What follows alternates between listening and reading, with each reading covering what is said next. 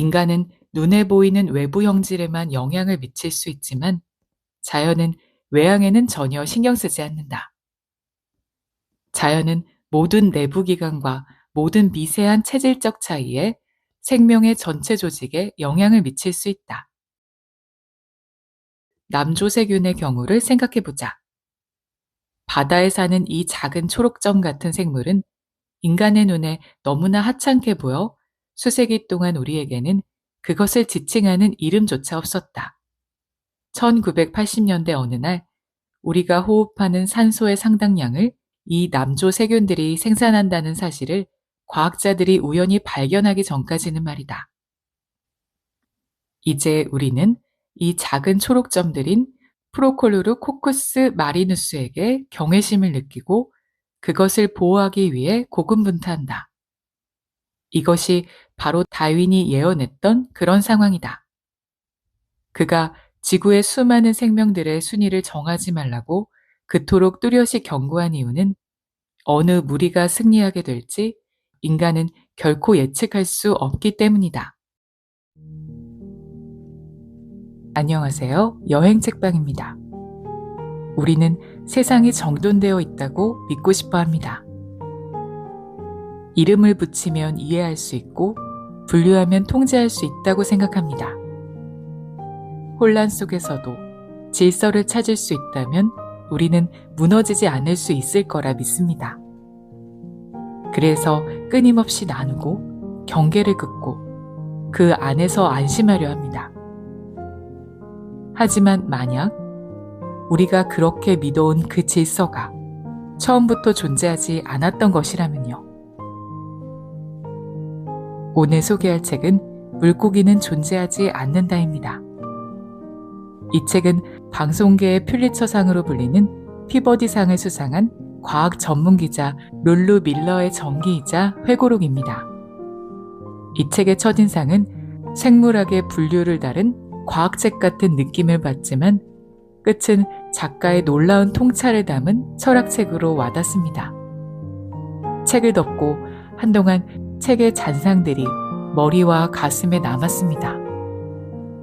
작가 룰루 밀러는 인생의 시련을 맞이하던 중 데이비드 스타 조던이라는 분류학자의 삶을 연구하게 됩니다. 평생을 바쳐 물고기를 분류했고 혼란 속에서도 질서를 세우려 했던 사람. 수천 종의 물고기의 이름을 남기고 대학 총장이 되었고 존경받는 학자로 기억되는 인물. 그런데 이 책을 읽으며 불편한 진실을 마주하게 됩니다. 그가 사랑했던 질서는 물고기에서 끝나지 않았기 때문입니다. 그는 인간 역시 분류하려고 하는데요. 더 나은 인류를 만들겠다는 이름으로 누군가는 남기고 누군가는 사라져야 한다고 믿었습니다. 그는 죽는 날까지 열성적인 우생학자로 남았습니다.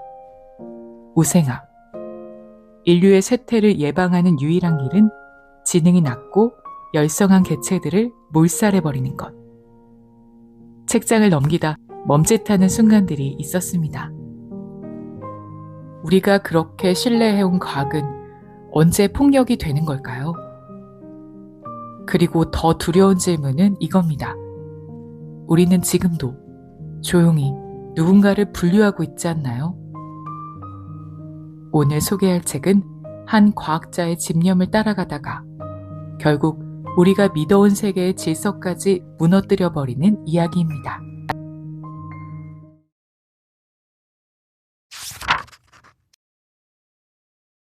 진정한 공포의 공간. 물고기를 수집하러 여행을 다니는 동안 그는 이탈리아 알프스의 아오스타라는 마을에 몇 차례 다녀온 적이 있다. 그곳에서 그는 충격적인 것을 목격했다. 아오스타는 정신적, 육체적 장애를 지닌 사람들을 보호하기 위한 안식처 같은 도시였다.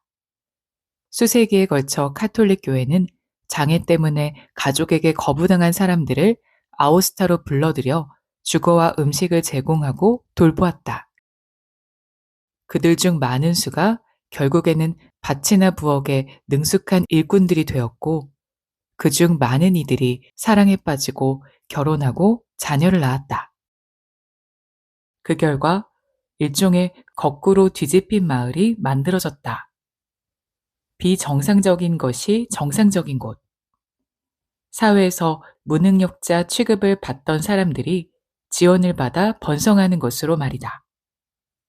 누군가는 이 마을에서 어떤 아름다움을, 사회에서 가장 취약한 사람들이 존엄을 누리며 살 수 있게 도와주는 근본적으로 인간적인 방식을 보았을 것이다.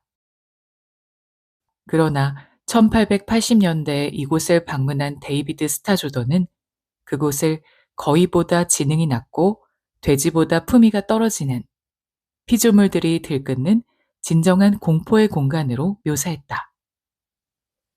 세월이 흐르는 내내 아우스타 마을은 계속 데이비드 마음을 불편하게 했다. 그는 그 마을이 루이 아가시가 동물의 세계에서 일어날 수 있다고 했던 바로 그 태화를 보여주는 증거라며 염려했다. 데이비드는 멍게나 따개비 같은 한자리에 고착되어 살아가는 생물들이 한때는 물고기나 개처럼 더 높은 차원의 형태를 갖고 있었으나 기생으로 자원을 획득해온 결과 더 게으르고 더 약하고 더 단순하며 더 지능이 떨어지는 생명체로 태화했다는 잘못된 믿음을 갖고 있었다. 그리고 더 넓게는 어떤 식으로든 장기적으로 한 생물에게 도움을 주면 그 결과 신체적으로나 인지적으로나 쇠퇴하게 된다고 믿었다. 자연이 작동하는 방식에 관한 이 오해를 그는 동물 세계의 극빈자 상태라고 불렀고 아우스타에서도 바로 그와 같은 현상이 일어나고 있는 거라고. 아우스타 사람들은 말 그대로 새로운 인간의 종으로 태화하고 있다고 걱정했다. 그래서 그는 책을 하나 쓰기 시작했다. 자선과 호의가 부적합자 생존을 초래하는 일이라 믿고 그러한 자선의 위험을 세상 사람들에게 알리고 경각심을 심어주는 게 그 책을 쓰는 목적이었다.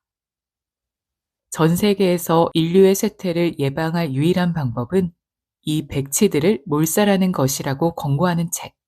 겨우 몇십 년 전에 처음 생겨난 한 단어에 과도하게 의존하는 책이었다.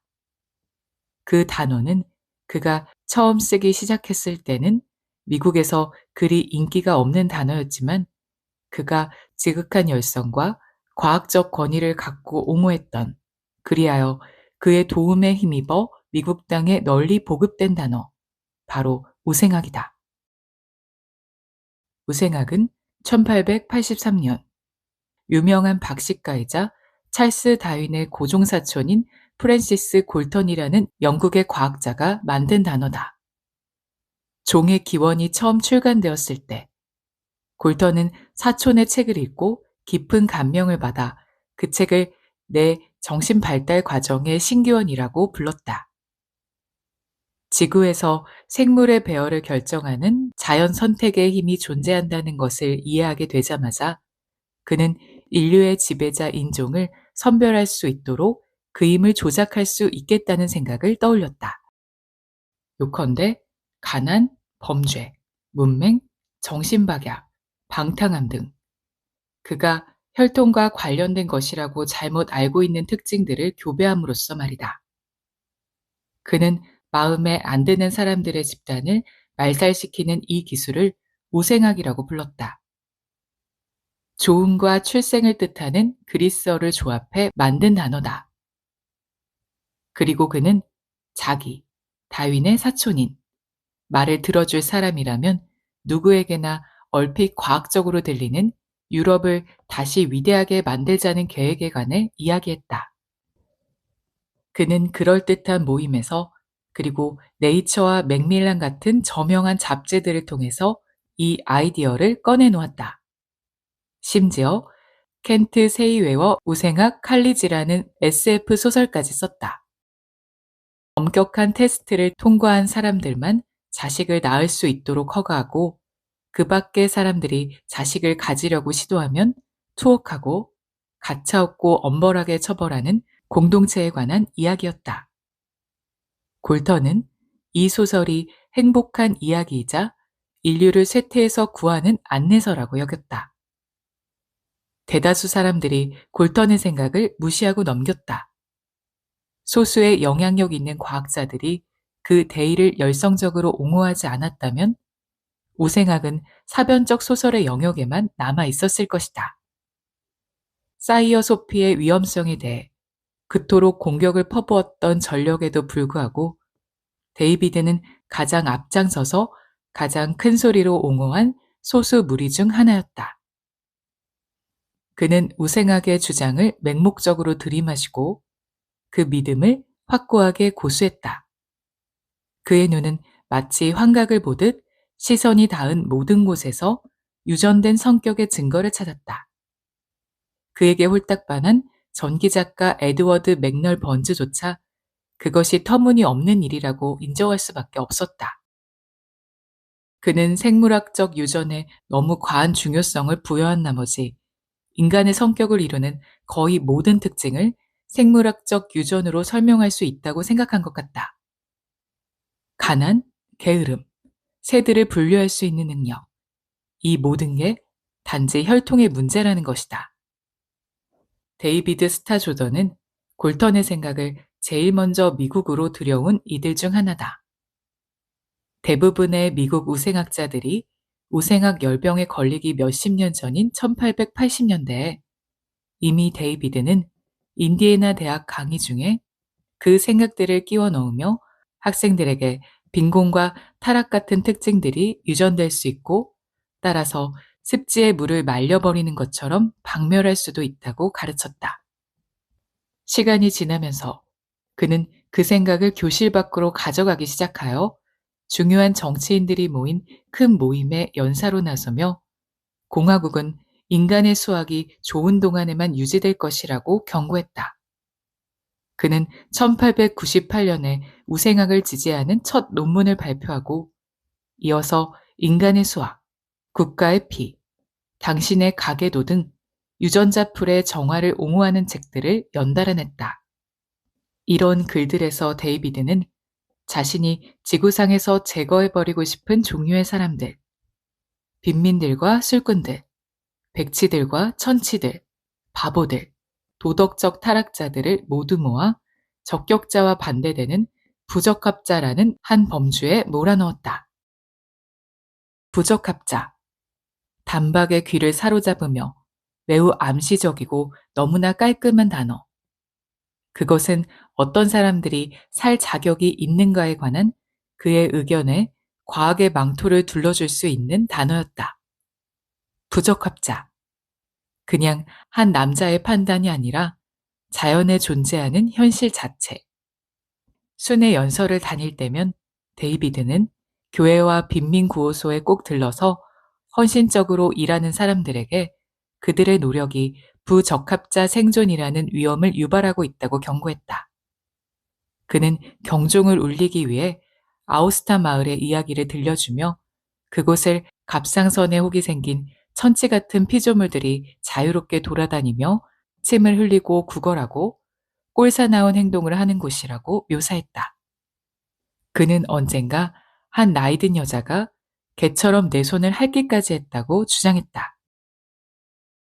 자기가 거기서 만났다고 하는 사람들, 굽은 등에 광기가 번뜩이는 찡그린 표정을 하고 치아는 빠져있고 사마귀들이 돋아있는 지팡이를 집은 나이든 여자, 코코넛만한 크기의 갑상선 종으로 목이 부은 남자를 그린 스케치도 보여주면서 만약 사회가 조치를 취하지 않는다면 인류는 바로 그런 곳으로 향하게 될 것이라고 경고했다. 그렇다면 해결책은 뭘까? 어떤 우생학자들은 유전자 풀에 우월한 유전자가 흘러 넘치도록 엘리트들에게 더 많은 아이를 낳도록 돈을 지급하는 방법을 고안했다. 또 어떤 자들은 상류층이 여러 배우자를 갖는 걸 합법화하는 방법을 제안했다. 그러나 데이비드 스타 조던에게는 그보다 훨씬 좋은 아이디어가 있었다. 예전에 자기 학생들에게 제안했던 박멸을 실현할 방법. 그것은 바로 부적합해 보이는 사람들의 생식기를 그냥 잘라내는 것으로 데이비드는 청중들에게 백지들은 모두 자기 핏줄의 마지막 세대가 되어야 한다고 단언했다. 그가 이런 말을 하고 다니고 다른 초기 우생학자들도 비슷한 말을 하고 다닌 이후로 미국 전역의 뒷골목에서 불임화 수술이 은밀히 행해지고 때로는 처형까지 자행되었다. 1915년에 해리 헤이젤딘이라는 시카고의 한 의사는 장애가 있는 아기들을 죽게 방치하면서 검은 황새라는 별명을 얻었다. 일리노이주의 한 정신병원에서는 결핵균에 감염된 우유를 먹여 의도적으로 환자들을 죽인다는 소문이 돌았다. 영웅적인 노력으로 묻혀있던 이런 우생학의 역사를 상당 부분 밝혀낸 학자 폴 롬바르도에 따르면 몇몇 의사들이 부적합한 환자들을 불임화한 것을 자랑하고 다녔지만 그보다 훨씬 더 많은 수가 조용한 방식으로, 다시 말해 법적 권한도 없이 은밀하게 수술을 행했다. 그러나 데이비드 스타 조던은 신실한 청교도라 법을 어기는 일을 그리 좋아하지 않았기 때문에 우생학적 불임화의 합법화를 주장하기 시작했다. 1907년 블루밍턴에서 사귄 그의 친구들 몇 명이 인디애나주에서 우생학적 강제 불임화를 법제화하는 데 성공했다. 이는 미국에서뿐 아니라 전 세계에서 합법화된 최초의 사례이기도 했다. 2년 뒤 데이비드는 캘리포니아주에서도 그 법이 통과되도록 도왔다. 우생학의 대의에 대한 그의 헌신이 어찌나 눈에 띄었던지 미국 양육가 협회 우생학위원회는 그에게 위원장을 맡아달라고 요청했다.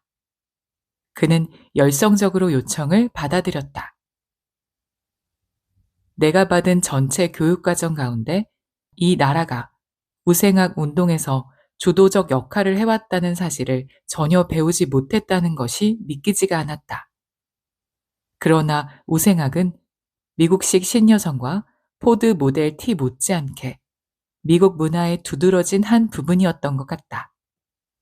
그것은 비주류가 아니었고 당파를 가리지 않았으며 20세기의 첫 5 대통령이 모두 우생학의 밝은 전망을 찬양했고 하버드부터 스탠퍼드, 예일, 캘리포니아 버클리, 프리스턴까지 전국의 모든 명망 있는 대학들에서 우생학을 가르쳤다.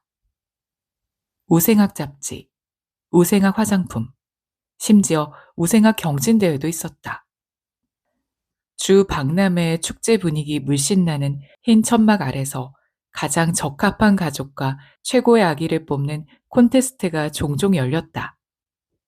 호박의 크기와 무게를 재듯 아기들의 무게와 치수를 쟀다. 흰 피부, 둥근 두상, 가장 대칭이 잘 이뤄진 이목구비에 파란 리본이 주어졌다. 그러면 패자들에 대해서는 어땠을까? 서서히 점점 더 많은 주들이 불임화법을 통과시켰다. 코네티컷, 아이오와 뉴저지 등에서 성병에 걸렸는가? 싹둑. 간질발작? 싹둑. 혼의 출생? 전과. 낮은 시험 점수? 싹둑, 싹둑, 싹둑. 그럼에도 여전히 실제 불임화 비율은 낮았다. 데이비드가 도입에 일조한 정책들에 따르면 부적합한 사람에 대한 불임화를 실시할 수 있으려면 먼저 그 사람이 법제도나 의료제도, 교육제도 혹은 복지제도와 접촉하는 일이 있어야 했기 때문이다. 그러다가 1916년 메디슨 그랜트라는 한 미국 남자가 우생학 책 한 권을 출판했다. 그랜트는 어떤 면에서는 골턴이 SF로 구상했던 비전과 유사한 정책을 제안했다. 전국의 모든 도덕으로 비뚤어진 자, 정신적 결함이 있는 자, 유전적 불구자들을 자선의 명목으로 한데 모아 불임화하자는 것이었다. 미국의 우생학자들은 그것이 아주 훌륭한 방법이라고 생각했다. 10여 년 뒤 독일에서 히틀러가 최초의 강제 불임화법을 통과시켰을 때 미국의 우생학자이자 의사인 조지프 자넷은 우리의 게임에서 독일인들이 우리를 이기고 있다며 오는 소리를 했다. 그러나 모든 미국인이 유전적 정화를 통해 더 나은 사회를 만들자는 계획에 열성적이었던 것은 아니다. 매우 큰 목소리로 반대하는 이들도 있었다. 1910년에 미국 변호사협회장은 우생학 불임하를 야만적이라고 했고, 오리건주 반불임하 연맹 소속 한 변호사는 폭정과 억압의 엔진이라고 말했으며, 가톨릭 교회는 불임하가 생명의 신선함을 침해한다는 이유로 적극적으로 반대의 목소리를 냈다. 1906년 펜실베니아 주지사 세뮤얼 페니페커는 세계 최초의 강제 불임하법이 될 뻔한 법안을 무산시키면서 그러한 수술을 허가하는 것은 주가 보호할 의무를 지닌 무력한 사람들에게 잔인한 행위가 될 것이라고 말했다. 여기에 과학적 이견도 점점 쌓여갔다. 점점 더 많은 학자들이 우생학을 뒷받침하는 과학을 부패한 과학이라고 평하며 가난과 방탕, 문맹, 범죄성 등 우생학자들이 불임하로서 근절할 수 있다고 생각하는 여러 특징들에 대해서는 그 사람이 처한 환경이 결정적인 역할을 한다고 지적했다. 또 다른 과학자들은 자선이 실질적 악화를 초래한다는 퇴화 개념 자체의 타당성에 의문을 제기했다.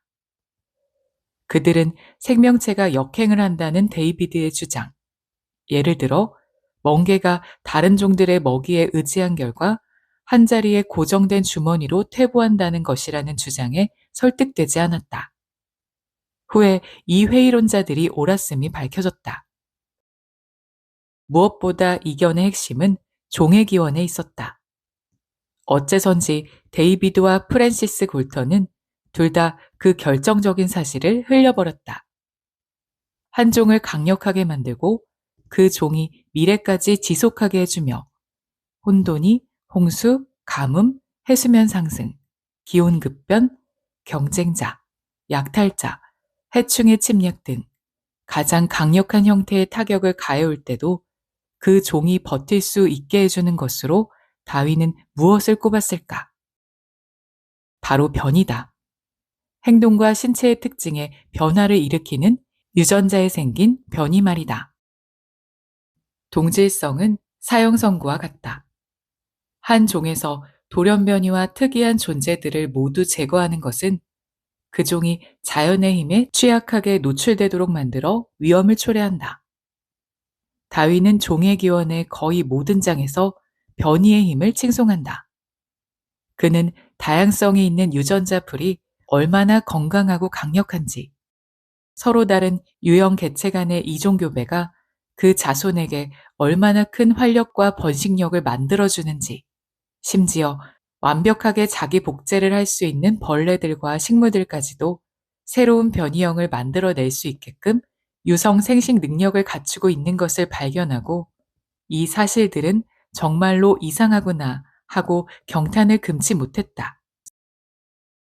이따금이라도 서로 다른 개체와 교배하는 것이 유리하거나 필수 불가결하다는 점을 생각하면 이 사실은 아주 간단히 설명된다.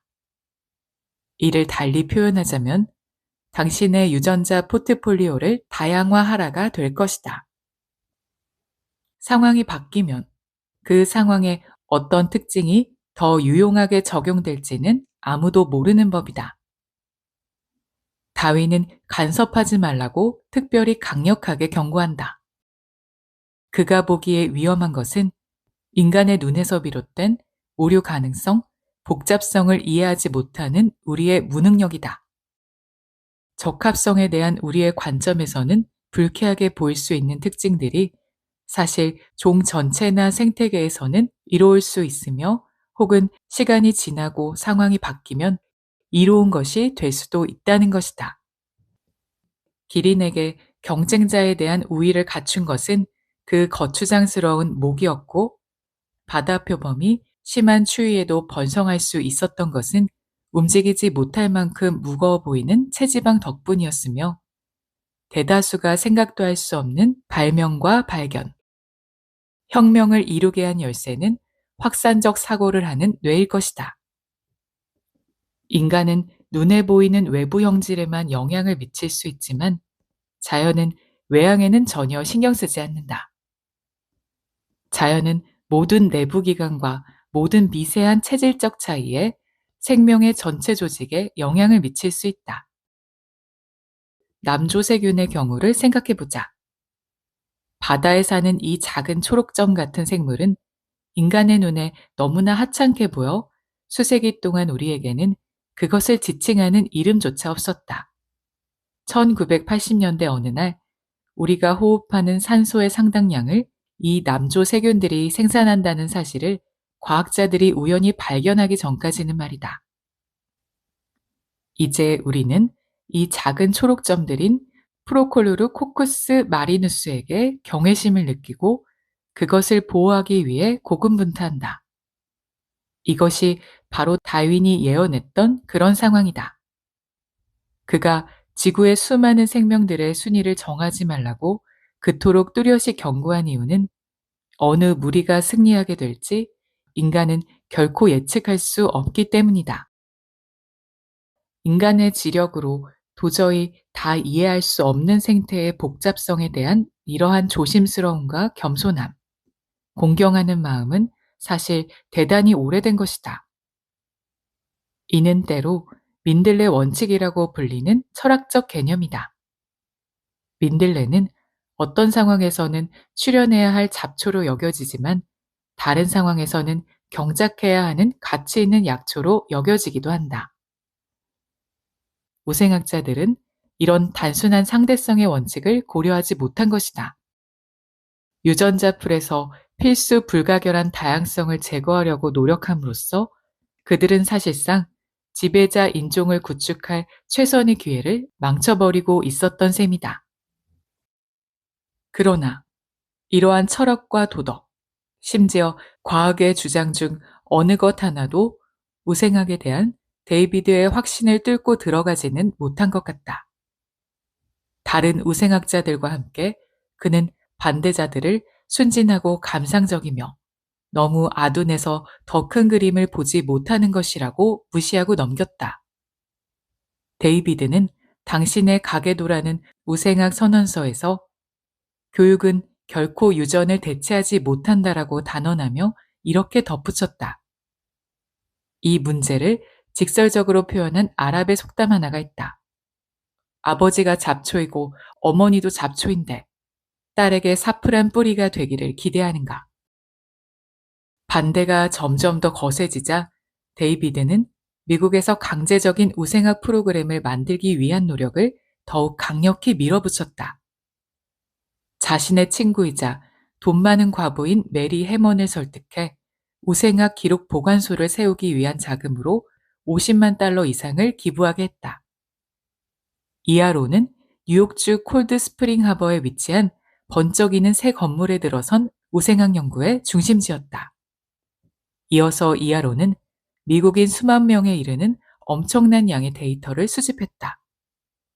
그런 다음 그 정보를 활용해 가난, 범죄성, 방탕함, 부정직, 바다를 좋아하는 취향 등의 복잡한 현상들이 모두 미리 정해진 채 피 속에 흐르고 있다는 걸 암시하는 가계도를 만들었다.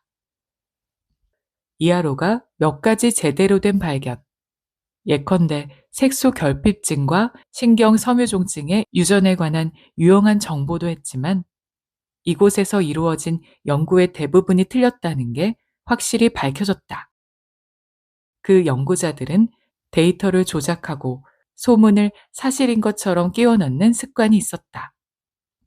예를 들어 가난이나 범죄성이 다음 세대로 이어지는 것은 소용돌이처럼 복잡하고 은밀하게 작용하는 환경 요인들 때문이라는 것이 지금은 확고히 규명된 상태다.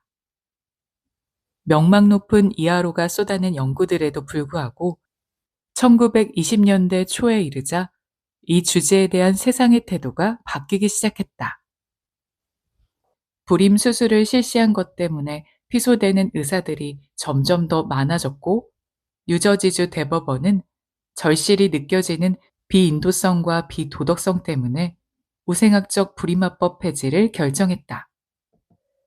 전국적인 우생학 프로그램을 만들겠다는 데이비드의 꿈은 결국 흐지부지 되는 것처럼 보였다.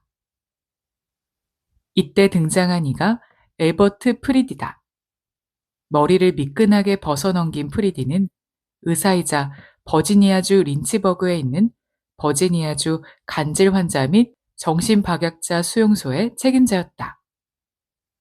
열성적인 우생학자였던 그는 남자한테 미쳤다는 이유로, 방랑벽이 있다는 이유로, 상스러운 이야기를 했다는 이유로, 심지어 수업 시간에 쪽지를 주고받았다는 이유로 여자들을 불임화한 것으로 유명했다. 1917년에 그는 조지 멀로리라는 사람이 출장을 다녀오는 동안 그의 아내와 딸을 불임화시켜 그에게 고소를 당했다. 닥터 프리디는 뭐라고 합리화했을까? 책임지는 남자가 아무도 없는 집안에 여자들만 가득하면 그 집은 매춘굴이 분명하다는 것이었다. 나도 당신과 마찬가지로 인간이요. 프리디가 한 짓을 알고 나서 멀로리는 프리디에게 편지를 써보냈다. 당신 자신 부끄러운 줄 알아야 해. 그만하고 이제 그녀가 어떤 취급을 받았는지 생각해봐요. 판사는 프리디의 손을 들어줬지만 법정 소송으로 타격을 입은 수용소는 프리디에게 불임화에 대한 태도를 좀 누그러뜨리라고 요구했다. 그러나 프리디는 뉘우치기는커녕 의지를 더욱 다졌다. 그는 정신박약이 유전되며 불임화로 멈춰야 한다는 것을 배심원단에게 증명할 수 있는 사례를 찾기 시작했다. 그러다 1924년의 어느 날, 닥터 프리디는 마침내 자신의 찾고 있던 것을 발견했다. 캐리 버기라는 이름의 젊은 여자가 수용소에 떨궈진 것이다. 고아인 캐리는 17살의 강간을 당해 임신했고 출산을 하고 나자 양부모가 캐리를 수용소로 보냈다. 캐리가 닥터 프리디의 수용소에 도착했을 때 그는 캐리의 얼굴에서 왠지 낯익은 느낌을 받았다. 그 높은 광대뼈와 구슬픈 눈빛, 알고 보니 매춘부라는 이유로 그 수용소에 끌려와 있는 에마 버기, 캐리의 친엄마임이 밝혀졌다. 캐리와 에마의 혈연 관계를 알게 된 프리디는 캐리가 낳은 아이인 비비엔도 이하로의 유명한 우생학자 연구자에게 검사를 받게 했다. 이 연구자는 몇 가지 테스트, 아기의 눈앞에서 동전을 굴리거나 손뼉을 쳐 주의력을 테스트하는 등 어린 비비엔에게서 뒤처짐이 보인다는 결론을 내렸다. 이 공식적인 평가 결과는 프레디에게 그가 오랫동안 꿈꿔왔던 것을 안겨주었다. 그것은 바로 정신박약은 3세대에 걸쳐 유전될 수 있다는 증거였다. 어빙 화이트헤드라는 이름의 변호사가 캐리벅을 대리하여 불임화법에 반대하도록 지명되었는데 폴 롬바르도의 연구에 따르면 화이트헤드는 우생학 불임화의 지지자로 닥터 프리디와 공모했을 가능성이 있는 자였다. 검사가 캐리를 무능하고 무지하며 무가치한 부류에 속한다고 비난했을 때 화이트헤드는 캐리를 위한 온당한 변호가 될 만한 내용들, 캐리는 학교 성적이 좋았고 이웃과 교사들은 기꺼이 캐리의 도덕성을 보증하겠다고 했다. 이를 제시하지 않았고 이 재판이 연방 대법원까지 가도록 계속 항소만 했다. 1927년 4월, 데이비드 스타 조던이 76세였을 때다. 그는 이미 쇠약해지고 있었다.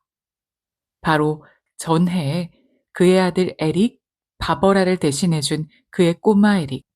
그 소녀는 자라서 고생물학자가 되었다. 이 22살의 나이로 수집 여행을 나서는 길에 자동차 사고로 사망을 했다. 데이비드는 그 슬픔으로 약해졌고 너무 오랜 세월 그의 눈을 갉아먹은 포름알데히드 때문에 시력도 사라지고 있었으며 당뇨병도 생기고 2년 뒤면 휠체어에 의지해야 할 참이었다. 그렇지만 그는 라디오에서 나오는 소식을 듣고 기운이 솟았을 것이다. 이하로. 바로 그가 창설에 도움을 주었던 그 기관의 과학자들이 연방 대법원의 도덕적 해이는 피해 부호화되어 있으며 강제 불임하로 제거할 수 있다고 주장하는 증거를 제출한 것이다. 한때 데이비드의 머릿속에 담긴 희미한 아이디어였던 이 관념은 사람들의 생각을 바꿔놓으려는 그의 노력을 통해 이제 이 지구상에 존재하는 하나의 실체가 되었고, 그 실체는 너무 실질적이어서 이제 곧 연방법으로 지정될 태세였다. 음산한 얼굴의 대법관 9명은 불임하가 범죄와 질병, 가난, 고통에 맞서 시민들을 보호해줄 견실한 방법이라고 주장하는 솔깃한 말들과 복잡한 가계도들로 이루어진 증거를 검토했다. 그들은 소심하고 남의 말을 잘 믿는 소녀 캐리에 대해서도 생각했다. 첫 재판에서 캐리는 자신을 변호하기 위해 할 말이 있느냐는 질문에 이렇게 대답했다. 아닙니다. 저는 할 말이 없습니다. 그건 우리 국민들이 판단할 일입니다. 국민을 대표하는 그 사람들은 8대 1의 투표 결과로 우리가 무능력의 늪에 빠지는 것을 방지하기 위해 강제 불임화법을 법률로 만들었다. 5달 뒤, 캐리벅은 린치버그 수용소에 있는 땅딸만한 벽돌 건물 2층으로 끌려갔다. 천장으로 들어오는 햇빛이 수술하는 의사에게 더 밝은 빛을 비춰주는 그런 방이었다. 캐리는 수술대에 눕혀졌고 치골 바로 위에 살이 메스로 열렸다. 의사는 탐침으로 나팔관의 위치를 찾아 재빠르게 양쪽 나팔관을 잡아맸다. 그런 다음 잘린 끝부분이 풀리지 않도록 석탄산으로 봉했다. 수술 후 깨어난 캐리는 새로운 현실을 맞이했다. 이제 다시는 그녀만의 독특한 눈과 그녀의 고유한 특징을 물려받은 아이가 이 지구 위를 걸어 다닐 일은 없을 것이라는 현실이었다. 캐리의 소송은 미국 전역에서 공공복지의 이름으로 6만 건 이상의 불임화가 합법적으로 그리고 당사자의 의지를 거슬러 실시될 길을 닦아놓았다. 그 부적합자들 중 다수는 잊혀졌지만 연구자들은 그들이 찾아낸 이야기들이 다시 어둠 속에 묻히지 않도록 분투했다. 2007년에 미시건 대학의 역사학자 알렉산드라 미나스터는 세크라멘토의 한 관청에 있는 오래된 파일 캐비넷에서 마이크로필름을 발견했다. 데이비드의 제2의 고향인 캘리포니아에서 1919년부터 1952년까지 불임화 수술을 받은 사람의 이름과 인적 정보가 담겨 있는 일종의 우생화 기록부였다. 그 명단에는 거의 2만 명의 정보가 담겨 있었다.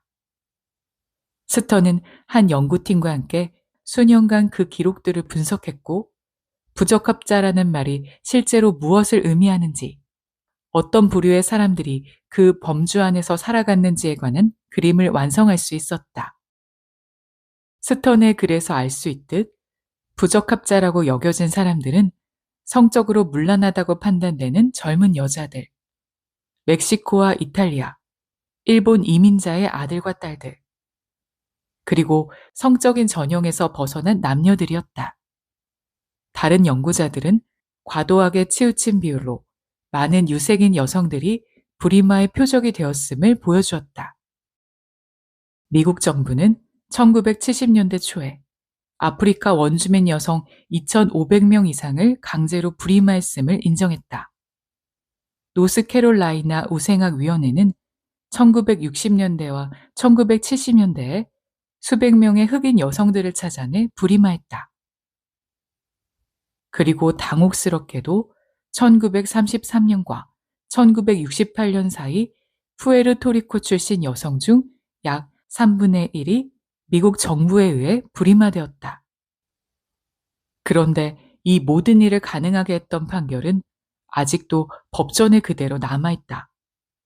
그렇다. 캐리벅 소송의 대법원 판결은 이후 한 번도 뒤집히지 않았다. 우리가 도달한 가장 높은 발전 단계에서도 만약 당신이 부적합하다고 여겨지는 사람이라면 정부는 당신을 집에서 끌어내 당신의 배를 칼로 긋고 당신의 혈통을 끊어버릴 권리를 지금도 갖고 있는 것이다.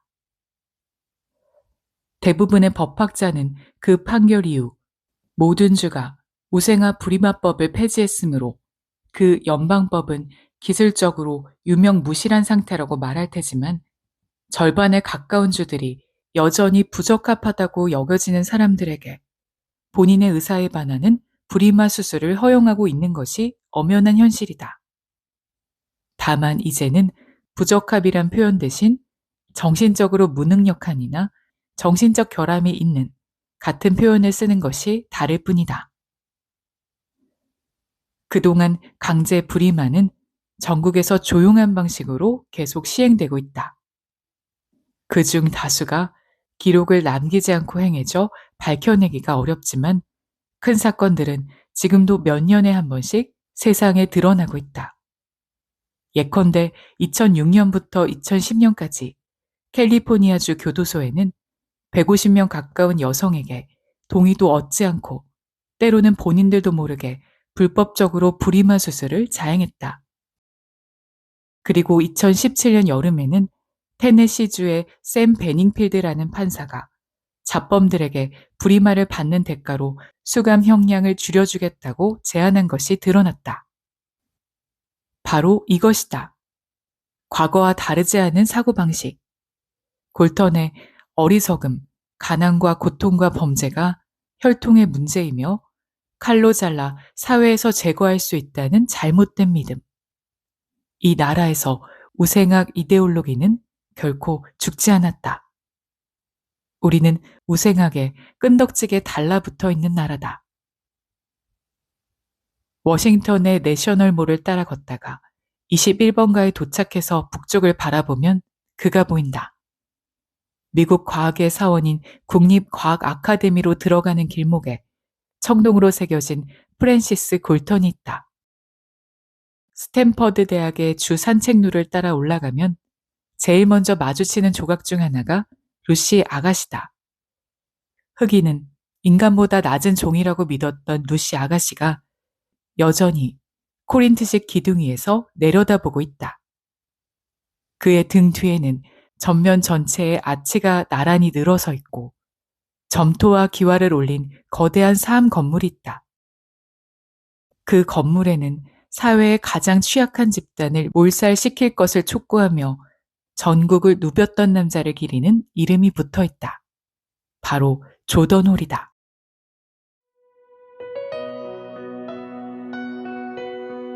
오늘의 책 내용은 여기까지입니다.